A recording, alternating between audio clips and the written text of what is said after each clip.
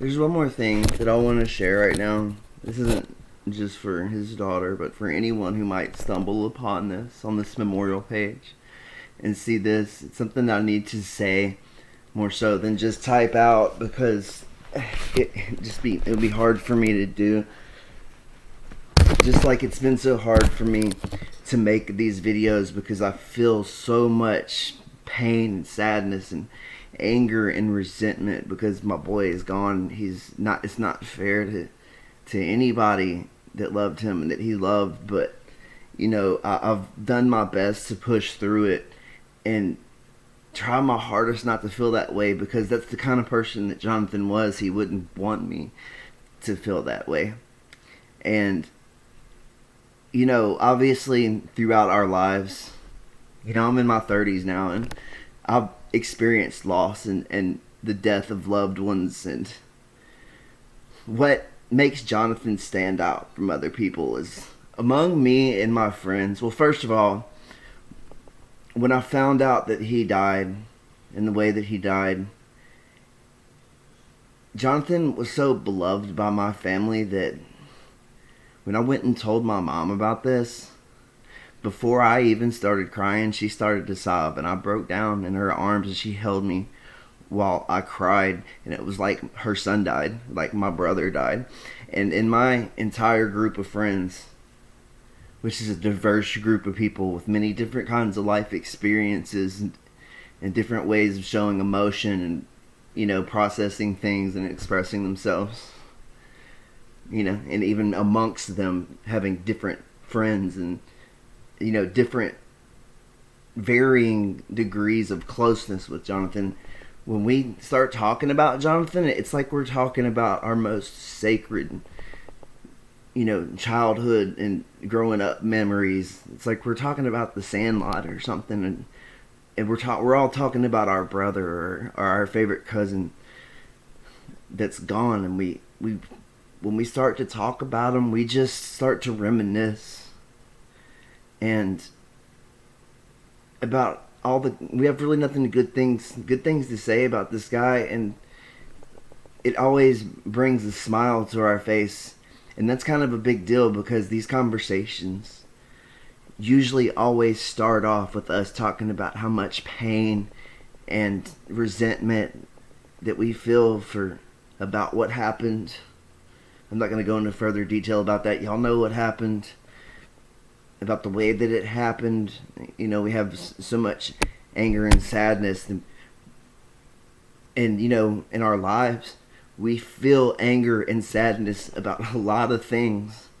But for us, it's so easy and essential for us to share these feelings with each other, which is not something that we always do about Jonathan, because these emotions are so strong. And it just means so much to us, and he meant so much to us. Out of all of my friends, and I'm not just saying this because he's dead and gone. Like, looking back, he's the most pure person. And what I mean by that, like, out of our friend group, is he was just everybody's brother. You know what I'm saying? Like, he was always there for all of us. He always, like, growing up, this dude helped me learn how to process and cope and deal with and go through heartbreak and sadness and abuse and the things they don't teach you in school, and the things that sometimes your parents don't teach you, or even your siblings. You know what I'm saying? He was the one among us that would show these things just out on Front Street, his feelings. And I've seen Jonathan cry and show his heart over so many things, over people in his life that he loved, that, even when they did him wrong, he still showed so much, affection and empathy for people. And he was just such a kind-hearted, melodic soul. And he left an imprint on all of us, which is why here, years later, it's taken me years to be able to sit in front of this camera and be able to talk about this without being overwhelmed by my anger and my grief, and with tears. Like, in my family, people don't cry. We don't ever cry out in front of each other, you know. But when Jonathan left this earth, it was the only time that I've shared anything like that with my mom, like that. Like, I don't think I would have made it through everything that I went through without him being in my life.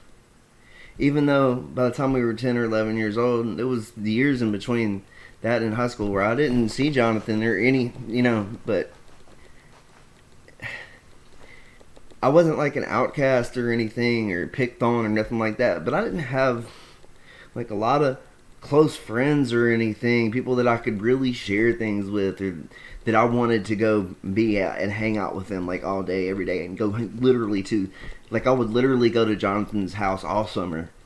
I didn't, and when he moved back over here, or back over there close to me, because I moved from our neighborhood where we were at, where he lived next door, all the way across Bossier, and he ended up moving in with his dad close to me, and it was like in my freshman year at high school or a couple of years before, and by that time things had gotten so heavy for me. You know, my mom had gotten diagnosed with cancer, and I was starting to fall into addiction and all these things. I was starting to get in trouble with the law, man. And man, I remember the day that I saw Jonathan at the end of the hall at Parkway, and I was like, Jonathan! I fucking came running, dude, and gave my boy a hug, man. I was like, dude, it's so good to see you. I didn't even know you were here.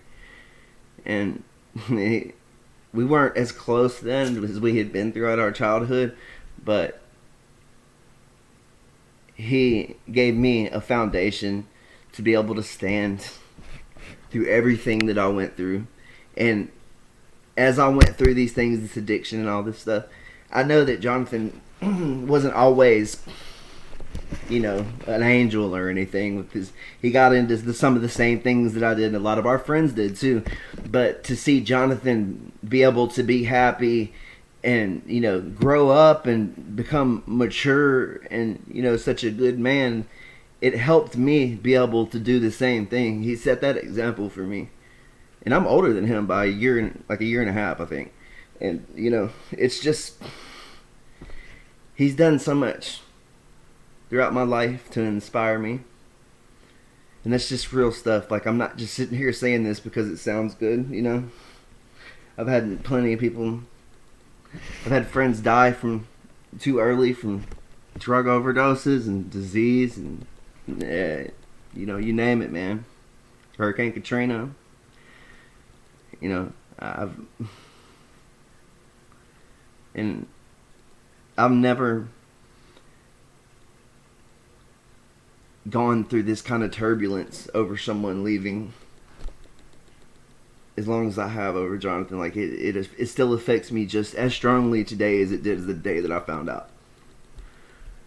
Especially after I heard that, you know, he used to talk about me so much, even after we didn't hang out or talk too much anymore. And the reason is I was really ashamed during that part of my life. Like, I didn't like myself. I didn't think I was a good person. I thought I had fucked over all my friends. None of them really liked me anymore. I was just a fucking worthless junkie. And to know that he still felt the same way about me with the person that I was back then means everything to me. It literally changed so much for me to know that. And now I can look back and know that it wasn't that bad, that I don't have to hate myself for what I went through and who I was and the burdens that I laid upon other people. And I never had a family like that. Jonathan was my family, and his family was my family. I don't even want to get into the type of things that took place in my household, but, you know, when I would run away from there and go over to their house, it would all go away. I could be okay and just be a kid is the only reason why I had any kind of childhood at all, any semblance to anything to look back on and smile. He was it, literally, in my childhood. So, this isn't just, a melodramatic eulogy or anything like that. This shit is all very real to me. Excuse my language. Because, if Jonathan's daughter ever watches this, excuse my language. I'm sorry, I don't really know how to pronounce. I don't know if I'm pronouncing it correctly when I say Mila or Mila, but I know the name. I'm sorry, I know your name, but I don't want to pronounce it wrong and sound retarded. But yeah, he was a beautiful force in our lives, and we all cared about him very deeply and loved him. And it goes to show who Jonathan was, and how he would accept anyone really into his heart, because he hung out with people that were questionable and that our group of friends still question to this day, because he was just like such a good person to other people. And yeah, those of you that I've talked to about this will know what I mean by that. And it just goes to show you who Jonathan was. He never passed judgment, and he gave people chance after chance after chance, because he had such a wonderful heart. Anyway, rest in peace, brother. There will be more. I just needed to get this out there off my chest. And I wanted, Portia, I wanted you to see how real this is with me, and that I'm not just being dramatic just for the sake of it or anything. I absolutely feel like you feel. I'm not gonna patronize you and say that I know exactly how you feel, but it's really deep for me too. It's not just a passing thing for me. I live with this all the time. I just want you to know that the man that you loved was all, the way that you felt about him was real. Like it's always gonna be real. And there's a reason for everything. Even when it hurts and it seems awful. And you told me you don't know how you survived so long without him. Well, I'd have to think that you and him were like, each other's halves. Not, you didn't complete each other, but you made each other more complete. And you have a heart a lot like his. And you are strong enough to make it. And like I said, he's not gone. Keep him. I know you'll keep him in your heart. Just know that he's here with all of us. And anything that you ever need that I can help you with, I'm right here. I want you to consider both of you guys. I want you to consider me to be your family, because you are. And like I said, I'll be back with pictures and memories and stuff, but I needed to get this out there and to be able to talk about this in a way where I'm not just like overwhelmed and manic with emotion and stuff, but just be able to say what it really was about this guy that is so special. Okay, so I love all of y'all. Rest in peace, John, man. John boy, would love you, dude. Like I said, we will meet again. We'll see you on the other side. And we feel you every day, bro.